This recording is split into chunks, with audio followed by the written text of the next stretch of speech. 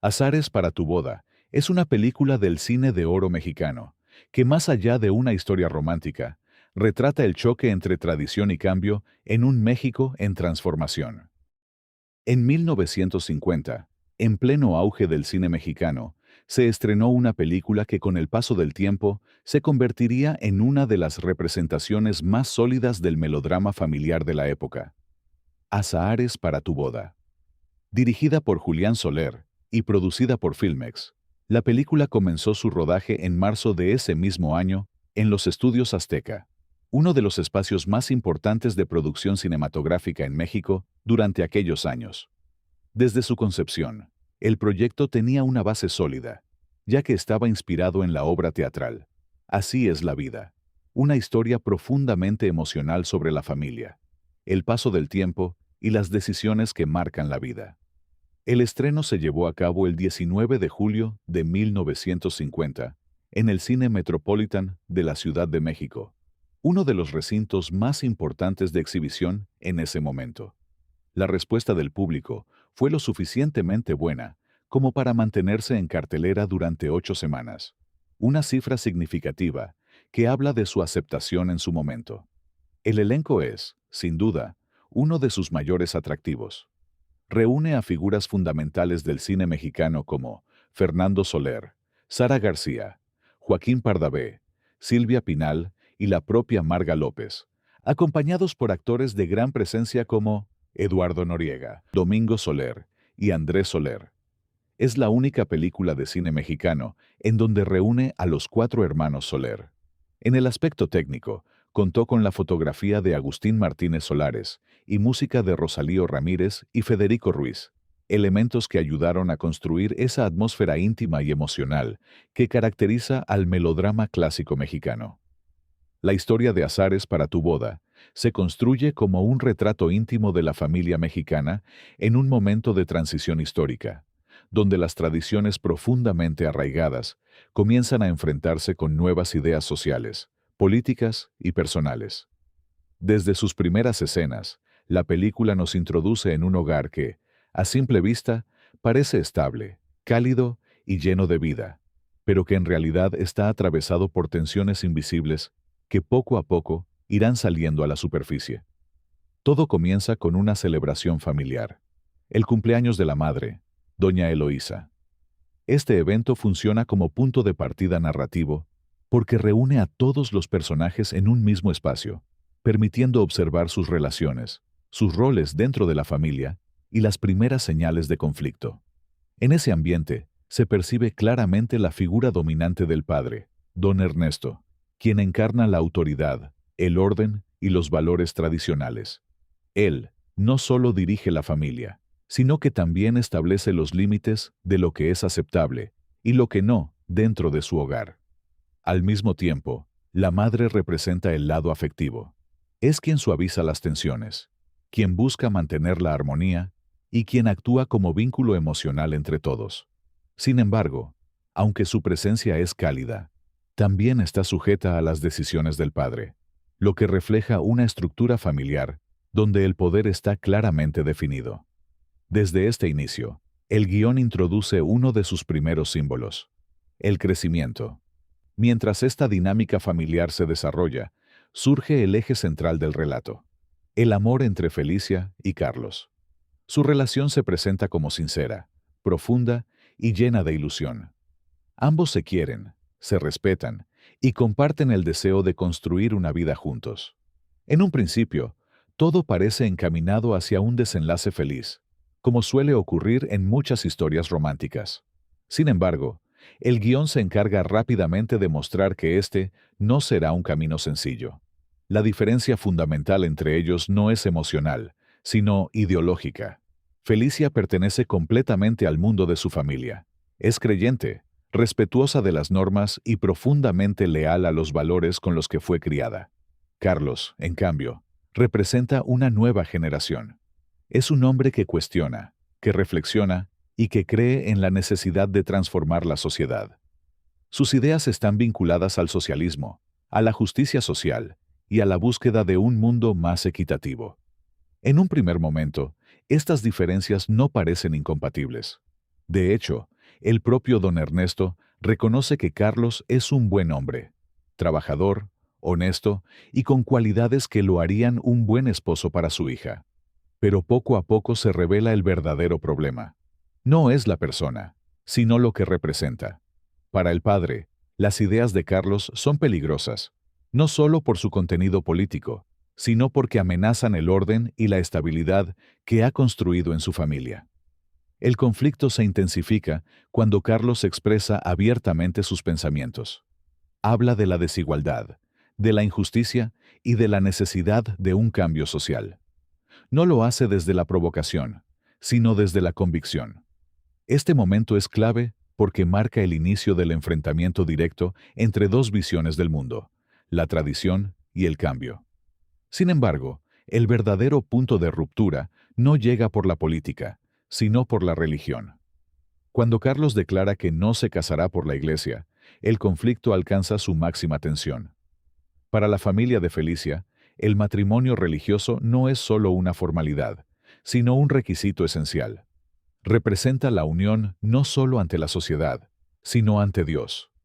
Para Felicia, renunciar a eso sería traicionarse a sí misma. Para Carlos, aceptar sería renunciar a sus principios. En ese instante, la historia deja de ser una simple historia de amor y se convierte en una tragedia inevitable. No hay una solución intermedia. No hay un punto de encuentro. Ambos personajes tienen razones válidas.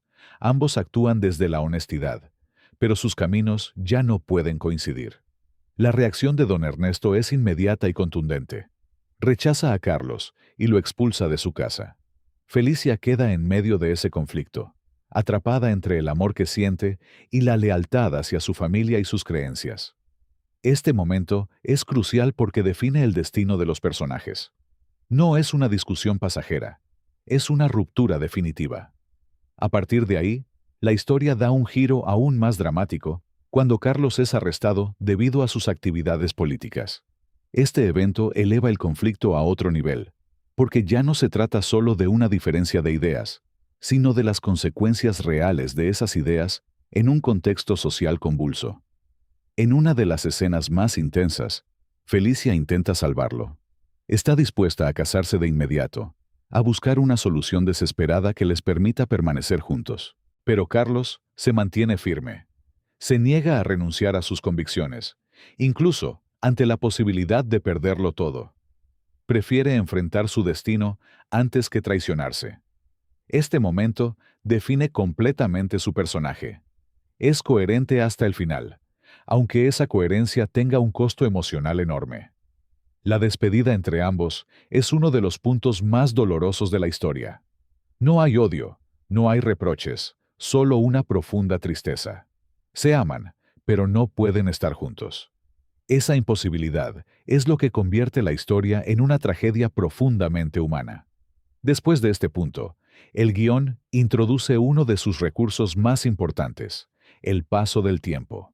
La narración avanza varios años, y con ello se transforma el contexto de todos los personajes. La familia continúa con su vida. Hay matrimonios, cambios, viajes, nuevas generaciones. El mundo sigue avanzando, como siempre lo hace. Pero Felicia no cambia al mismo ritmo. Mientras todo a su alrededor evoluciona, ella permanece emocionalmente detenida. No logra olvidar a Carlos, no construye una nueva relación, y sigue aferrada a un amor que ya no tiene presencia real, pero que sigue definiendo su vida. Este contraste es fundamental, porque muestra cómo el tiempo no afecta a todos de la misma manera. En este nuevo contexto, aparece Don Bodrós, un personaje que introduce una segunda capa emocional en la historia. Él se enamora de Felicia y le ofrece algo distinto a lo que tuvo con Carlos: estabilidad, compañía, un amor sincero y posible. Su propuesta no está basada en la pasión juvenil, sino en la madurez y la comprensión. Sin embargo, Felicia lo rechaza. No porque no valore su afecto, sino porque no puede desprenderse de su pasado. Su amor por Carlos no ha desaparecido, y eso le impide abrirse a una nueva oportunidad. Este momento es clave, porque revela una de las ideas más profundas del guión. No todas las personas buscan rehacer su vida. Algunas eligen permanecer fieles a lo que sienten, incluso si eso implica vivir en la tristeza. Paralelamente, la historia sigue explorando la dinámica familiar. Los hijos crecen, se independizan y forman sus propios caminos. La casa, que al inicio estaba llena de vida, comienza a cambiar. Este proceso refleja otra de las grandes verdades que plantea la película. Los hijos no pertenecen para siempre al hogar. Eventualmente se van, y los padres deben enfrentar ese vacío. A lo largo de toda la narración, el drama se equilibra con elementos de comedia. Personajes aportan momentos de ligereza que no rompen la historia, sino que la hacen más cercana y humana. Este equilibrio es característico del cine mexicano de la época, donde el humor y el drama conviven para reflejar la complejidad de la vida cotidiana. Hacia el final, la historia no ofrece una resolución convencional. No hay un reencuentro romántico que cierre el ciclo, ni una solución que repare todo lo que se perdió. Lo que queda es una sensación de melancolía. Felicia sigue viviendo, pero con una parte de su vida incompleta. Su historia no es la de alguien que supera el pasado, sino la de alguien que aprende a vivir con él. En última instancia, Azares para tu boda es una reflexión sobre las decisiones y sus consecuencias. Muestra cómo el amor puede ser real, profundo y sincero, pero no siempre suficiente cuando se enfrenta a creencias, valores y contextos que lo superan. No hay villanos en la historia, solo personas que actúan desde lo que creen correcto. Y precisamente por eso resulta tan poderosa, porque no habla de un amor idealizado que todo lo puede, sino de un amor real, que existe, que duele y que, a veces, no logra cumplirse. Domingo Soler como Alberto es un personaje complejo que mezcla ironía, crítica social y cierta hipocresía. Aunque se presenta como un hombre íntegro, su comportamiento muchas veces contradice su discurso. Está vinculado a la política y refleja el oportunismo de ciertos sectores de la sociedad, contrastando con la rigidez de Ernesto y la idealización de Carlos. Aporta momentos de tensión, pero también de humor. Andrés Soler como el señor Cabrera, quien representa la experiencia y la reflexión sobre la vida familiar. Es un personaje que observa, analiza y aporta una visión más madura sobre el paso del tiempo, los hijos y las decisiones. Rodolfo Landa como Luis representa la estabilidad y la aceptación social. Es el tipo de hombre que encaja perfectamente dentro de las expectativas familiares, respetuoso, tradicional y sin conflictos ideológicos. Es la opción que la familia aprobaría sin dudar. Hortensia Constance como Adela representa el reflejo de lo que Felicia debería ser según la sociedad. Sigue el camino esperado. Se casa, forma una familia y avanza con su vida.